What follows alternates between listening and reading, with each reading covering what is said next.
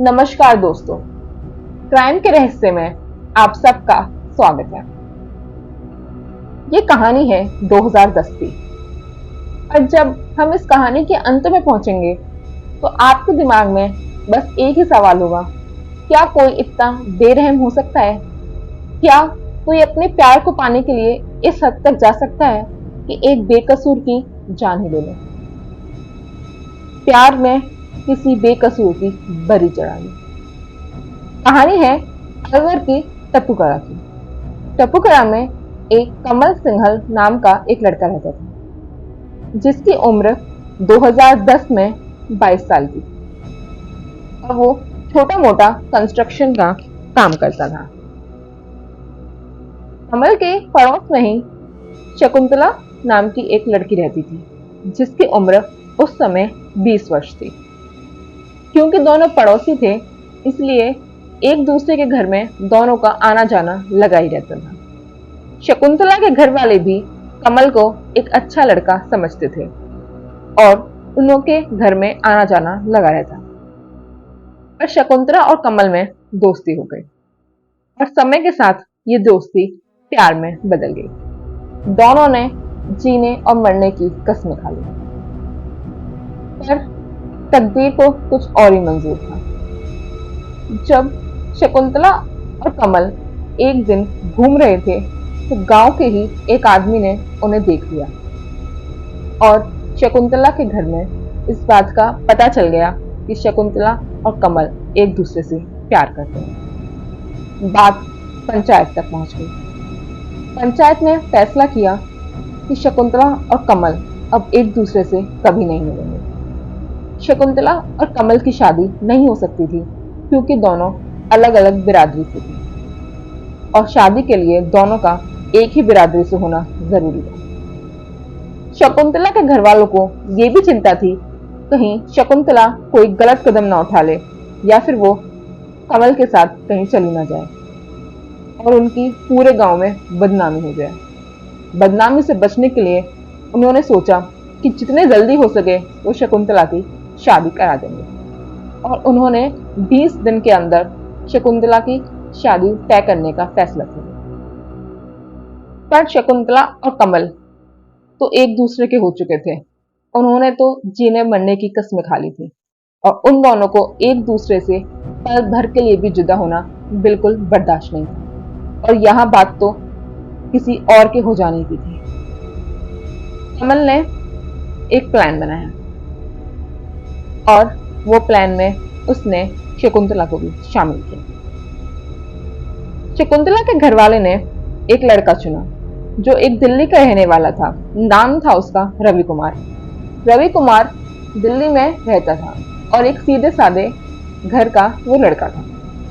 शादी तय हुई और शकुंतला ने कमल के प्लान के हिसाब से उस शादी को भी किया। पर प्लान ये था कि जिस दिन उन दोनों की शादी होगी अगले ही दिन शकुंतला अपने मायके वापस आ जाएगी। कमल के कहते हुए शकुंतला ने शादी की। 8 फरवरी 2011 को दोनों की शादी हुई। रवि और शकुंतला की शादी हो गई और अगले ही दिन शकुंतला के घर वाले उसे मायके ले जाने के लिए आ गए। टाइम बीतता गया और 21 मार्च 2011 को शकुंतला अपने ससुराल वापस आई। शकुंतला ने रवि से कहा कि मैंने तुम्हारी उम्र के लिए प्रार्थना की है और इसलिए मैं तुमसे दूर ही रहूंगी कुछ दिन।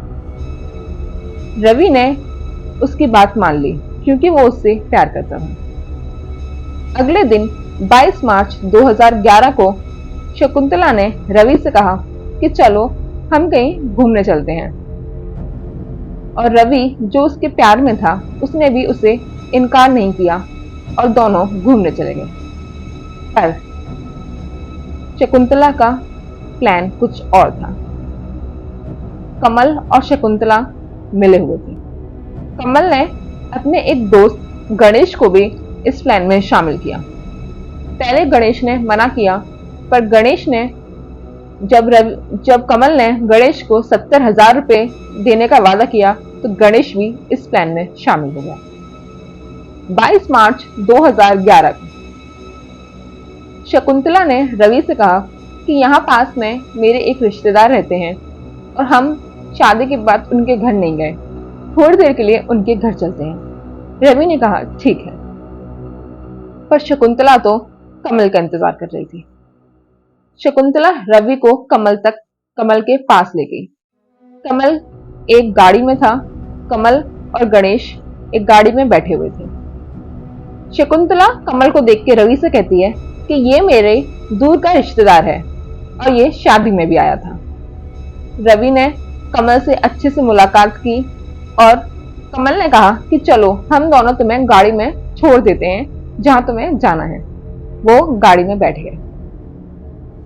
एक रिश्तेदार के घर पहुंचने से थोड़ी देर पहले ही कमल ने शकुंतला को उतार दिया और रवि से कहा कि जीजा जी, हमें तुमसे कुछ बात करनी है, थोड़ी देर हमारे साथ रुक लो।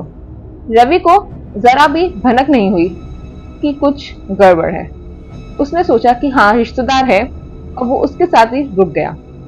गाड़ी चली। अब गाड़ी में कमल, रवि और गणेश थे। कमल ने रवि को एक कोल्ड ड्रिंक ऑफर की और कोल्ड ड्रिंक पीते ही रवि बेहोश हो गया, क्योंकि कोल्ड ड्रिंक में उसने नशीली दवा मिला रखी थी। और रवि के बेहोश होते ही कमल ने कुछ ऐसा किया कि जिससे सबकी रूह कांप गई।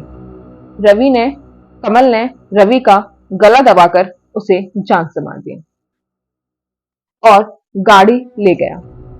गाड़ी टपक करा के एक सुनसान जगह में जाके उसने एक गड्ढा खोदा। क्योंकि वो कंस्ट्रक्शन का काम करता था तो उसे पता था कि कौन सी जगह खाली है। दोनों ने लाश को ले जाकर गड्ढा किया और उसमें गाड़ दिया। यहाँ शकुंतला अपने घर पहुंचती है और अपने ससुराल वालों से कहती है कि रवि मुझे पता नहीं मेरे रिश्तेदार के घर छोड़कर कहां चला गया। रवि के घर वाले परेशान हो जाते हैं और पुलिस में रिपोर्ट लिखवाते हैं। पुलिस को यह लगा कि रवि शायद अपनी ही मर्जी से गया है, पर रवि के घर वालों को ये पता था कि वो अपनी मर्जी से नहीं गया, क्योंकि रवि के कपड़े वैसे ही थे। वो कोई कागज या कोई भी डॉक्यूमेंट अपने साथ नहीं ले गया था। रवि के घर वालों को लग ही रहा था कि उनके बेटे के साथ कुछ गलत हुआ है। क्योंकि शकुंतला पे किसी को शक ना हो, इसलिए शकुंतला भी रवि को ढूंढने में सबकी सहायता कर रही थी, पर रवि का कोई पता नहीं चला। समय बीतता गया, महीने, 2 महीने, 5 महीने। रवि के पिताजी रवि को ढूंढते ढूंढते पुलिस स्टेशन से कोर्ट तक पहुंच गए और कोर्ट में अपने बेटे की गुमशुदगी की रिपोर्ट थी और पुलिस की लापरवाही के ऊपर केस किया। जब कोर्ट ने यह केस सीबीआई को सौंपा, 8 साल बीत चुके थे, पर सीबीआई के हाथ में कुछ नहीं था।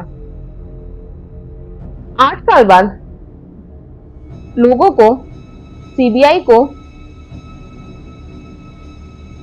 शकुंतला पर शक हुआ, तो सीबीआई के कुछ अफसर फॉर्मल यूनिफॉर्म में शकुंतला के घर के आसपास रहने लगे और उस पर नजर रखने लगे। तो पता चला कि शकुंतला एक कमल सिंह के नाम के व्यक्ति से मिलती है। जब ये बात सीबीआई को पता चली तो सीबीआई ने कमल सिंघला की पूरी रिपोर्ट निकाली और ये भी निकाला कि 22 मार्च 2011 को जब ये सब हुआ तब भी कमल की लोकेशन दिल्ली ही थी। सीबीआई को पूरा शक था कि इस मामले में शकुंतला का ही हाथ है और कमल सिन्हा भी उसके साथ मिला हुआ है, पर सीबीआई के पास कोई भी पुख्ता सबूत नहीं था। सीबीआई ने कोर्ट में कुछ डॉक्यूमेंट्स पेश किए और कमल के ब्रेन मैपिंग टेस्ट की जांच की मांग की और कोर्ट ने ब्रेन मैपिंग टेस्ट की उन्हें आज्ञा दे दी।